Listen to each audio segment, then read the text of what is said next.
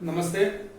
Alcohol, phenol और ether इस chapter के पार्ट 2 में यानी कि पिछले लेक्चर पे हमने एल्कोहल के बनाने की विधियां पढ़ी थी। आज हम लोग एल्कोहल के गुणों की बात करेंगे। बेसिकली गुणों को दो भागों में बांटा जा सकता है। केमिस्ट्री में जब भी किसी चैप्टर में गुण पढ़ेंगे तो हम उन गुणों को दो भागों में बांटेंगे। एक होगा भौतिक गुण और दूसरा होगा रासायनिक गुण। अब देखिए, ये जो भौतिक गुण है ये आपके बहुत ज्यादा काम का नहीं है। आपको जो भी एग्जाम में क्वेश्चन वगैरह पूछे जाएंगे या जो भी केमिस्ट्री में आगे पढ़ना है, रसायन पढ़ा रहे हो, रासायनिक से ही मतलब होगा। फिर भी कुछ भौतिक गुण हैं जिनको कि मैं यहाँ पर चर्चा कर देता हूँ। सभी द्रव एल्कोहलों का घनत्व लगभग 0.8 ग्राम प्रति मोल प्रति मिलीलीटर होता है, अर्थात इनका घनत्व जल से कम होता है। मिथेनॉल एक विषैला एल्कोहल है, इसलिए पीने योग्य नहीं है। जबकि एथिल एल्कोहल सब लोग जानते हैं कि जो शराब होती है वो एथिल एल्कोहल ही होती है। मेथेनॉल को पीने से मनुष्य अंधा हो सकता है और ज्यादा पीने से मृत्यु भी हो सकती है।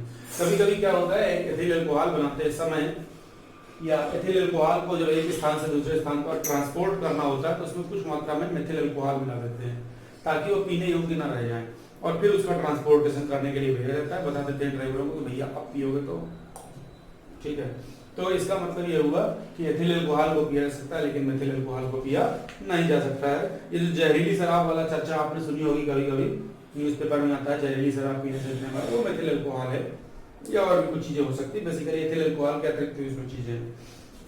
ये जो अल्कोहल है इनके निम्न सदस्य, निम्न का मतलब है कि लोअर वाले, ठीक है, C1 C2 C3 वाले, ये रंगहीन वाष्पशील द्रव और एल्कोहली गंध देते हैं। वही जो उच्च सदस्य है वो रंगहीन गंधहीन ठोस होते हैं। और जो एल्कोहलों के क्वथनांक हैं वो समान अणुभार वाले एल्केनों व ईथरों की तुलना में बहुत अधिक होते हैं। तो ये कुछ भौतिक गुण थे। अब हम बात करते हैं मुख्य टॉपिक पर अपने, जो कि है एल्कोहलों के रासायनिक गुण। ठीक है, तो हम बात करेंगे एल्कोहल के रासायनिक गुण की।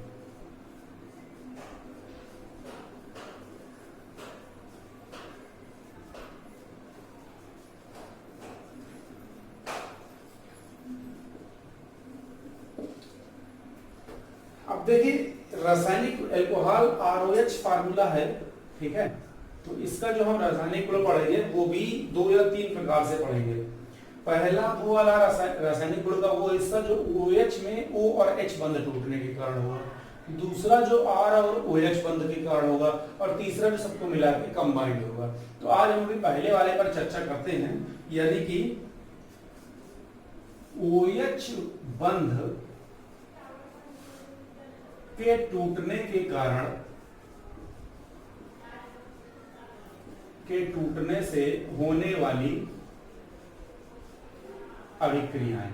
आज अभी हम इस पहले हिस्से पर चर्चा करते हैं, शेष पर अगले में बात करेंगे। अब देखिए, O और H टूटेगा, ऑब्वियसली अगर हाइड्रोजन अलग होगा तो उसको हम अम्लीयता कह सकते हैं। इसका मतलब एल्कोहल जो होते हैं वो आंशिक अम्लीय लक्षण दर्शाते हैं। तो इसका मतलब हम पहले पॉइंट पर इस पे देखेंगे अम्लीयता का गुण। अब अम्लीयता के गुण को हम लोग ऐसे भी कह सकते हैं कि लवण का बनना, तो एक ही बात है, या फिर सोडियम से क्रिया। तो मान लीजिए मैंने 2CH3OH यानी कि मेथिल अल्कोहल लिया और इसकी क्रिया सिंपली मैं सोडियम से करा दे रहा हूँ, ठीक। तो हाइड्रोजन जो है वो सोडियम से रिप्लेस हो जाएगा और इस प्रकार से ये बना देता है 2CH3O प्लस H2। वहीं अगर मैं 2CH3CH2OH यानी कि एथिल अल्कोहल लेता और इसकी क्रिया सोडियम से करा देते, या पोटेशियम से भी करा सकते हैं आप, तो ये बना देता सोडियम एथॉक्साइड।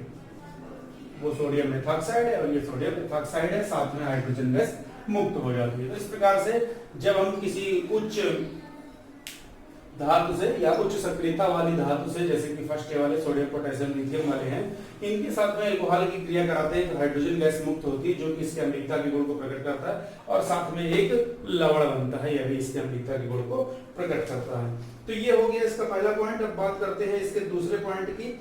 दूसरे पॉइंट के अंतर्गत आता है एस्टरीकरण, ठीक है। अब एस्टरीकरण में क्या होगा, देखिए,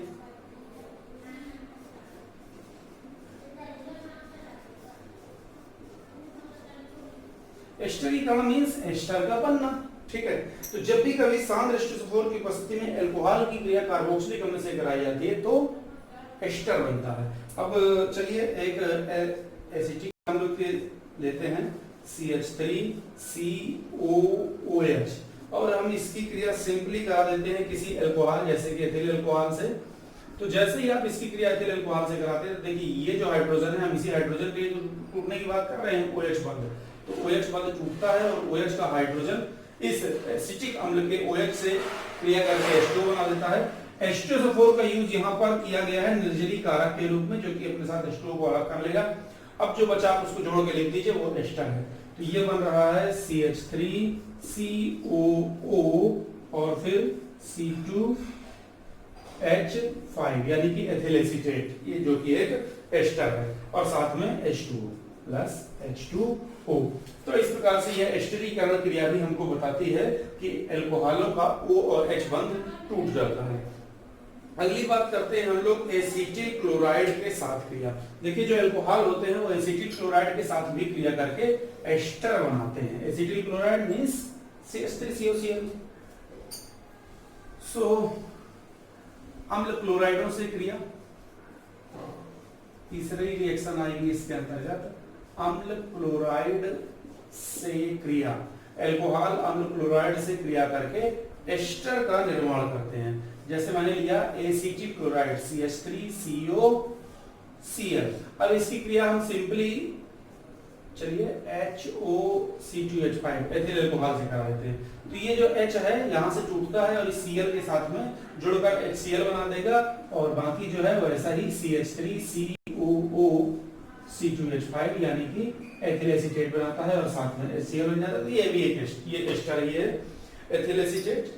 अगली बात करते हैं हम यहीं पर अम्लीय एनहाइड्राइडों से क्रिया।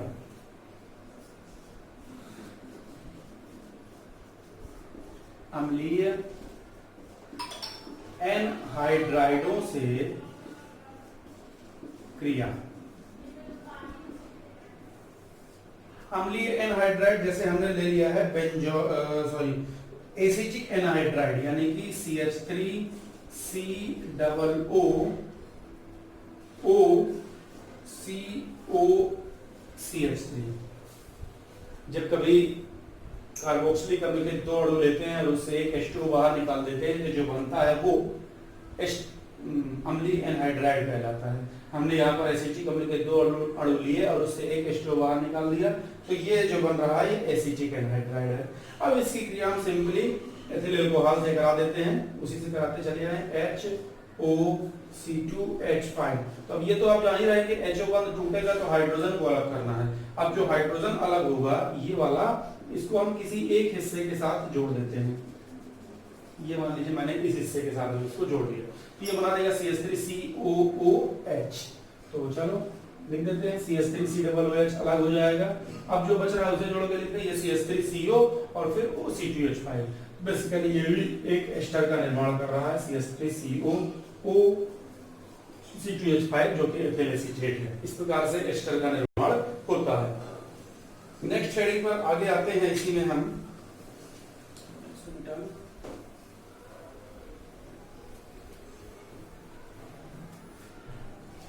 नेक्स्ट हेडिंग में हम जो है इसकी क्रिया करा रहे हैं किसी अकार्बनिक अम्ल के साथ। अब अकार्बनिक अम्लों के अंतर्गत हमें हैलोजन अम्ल HCl वाला छोड़ देना है, ठीक है। तो चलिए अल्कोहल कोई अल्कोहल लेते हैं C2H5OH और मान लीजिए इसकी क्रिया मैं HNO3 से करा देता हूँ।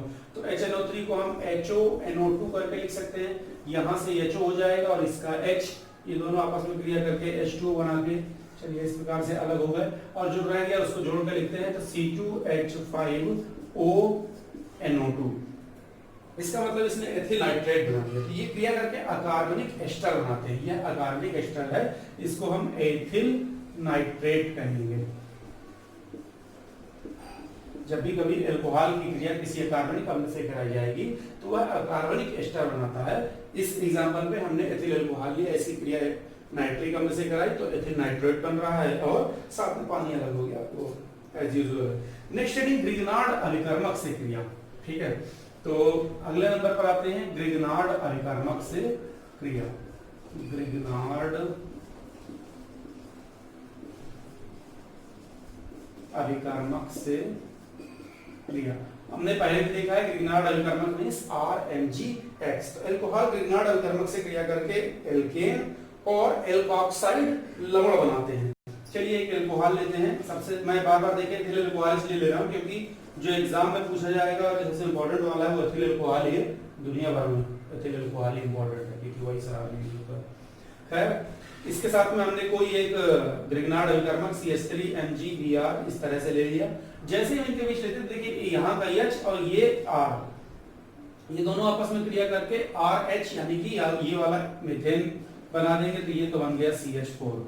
अब जो बच रहा है उसको आपको जोड़ घटा के बस लिख देना है C2H5OMgBr, C2H5OMgBr यानी कि ethoxy magnesium bromide, ethoxy magnesium bromide.